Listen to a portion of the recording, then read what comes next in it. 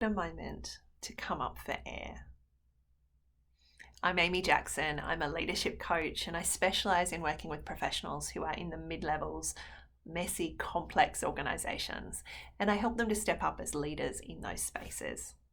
Today I wanted to think about the need to put on your own oxygen mask first. As leaders, particularly in the mid-levels where we've got that pressure from above us and we've got this huge need for support and development and attention from the people under us, we can easily get caught in giving and giving and giving and giving and giving, especially through times of crisis that we've been experiencing. As we get ready and start to move through this next phase, I think it's essential that you stop and you give yourself a little bit of air, a little bit of breathing space before you dive back in. I'm seeing lots of leaders who are putting themselves last in this and who are just pushing and pushing and pushing.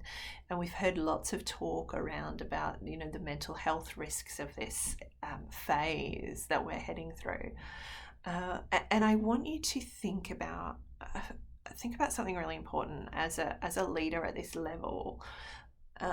Wherever you sit in the midst of a messy organisation, what you do, if anyone is working to you, if you hold a leadership responsibility to someone else, then those people are looking to you to role model what it is that they should be doing in this space.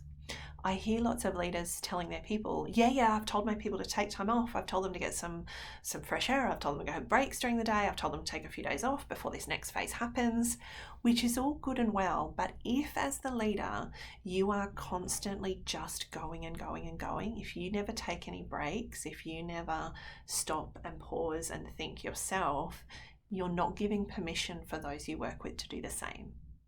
Because just like with our mothers, when we say, do what I say and not what I do, it's not what our people do, right? They will also take the actual permission to do things, for their behaviour from what you do, not from what you tell them.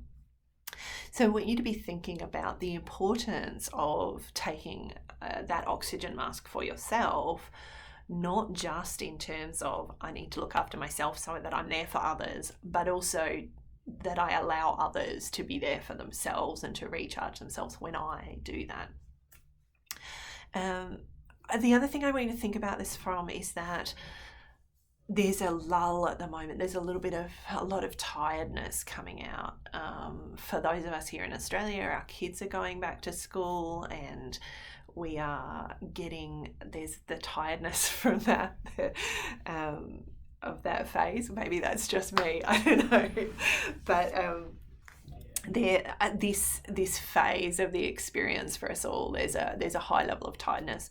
With that, what that means is that there's also a high level of emotions. There's pretty poor emotional regulation when we've been very tired, and so taking some moments for ourselves to recharge, to whatever that looks like for you. Go for a walk in the morning, stop and have a cup of tea during the day.